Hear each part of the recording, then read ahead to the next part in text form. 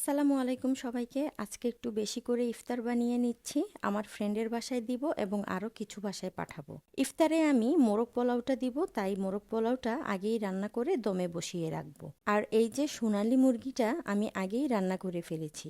এখন শুধু পোলাওর সাথে মিক্স করাটাই বাকি।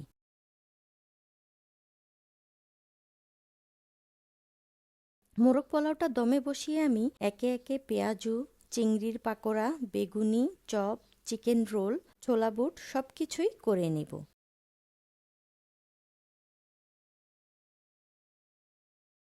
তারপর সব বক্সে বক্সে বেড়ে নিব। বিসমিল্লা বলে শুরু করে দিলাম।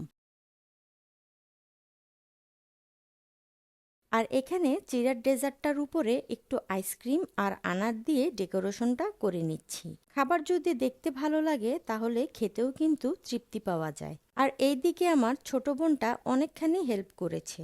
প্লেটগুলোও সুন্দর করে সাজিয়ে ফেলেছে। আমি শুধু এসে মোরগ পোলাও আর ডেজার্টটাই গুছিয়ে দিয়েছি। এইভাবেই আজকে ইফতারের কাজটা দুই বোন মিলে শেষ করলাম আলহামদুলিল্লাহ। ভিডিওটি ভালো লেগে থাকলে সবাই লাইক দিয়ে পাশে থাকবেন। আজকের মতো বিদায় নিচ্ছি। সবাই ভালো থাকবেন। আল্লাহ হাফেজ।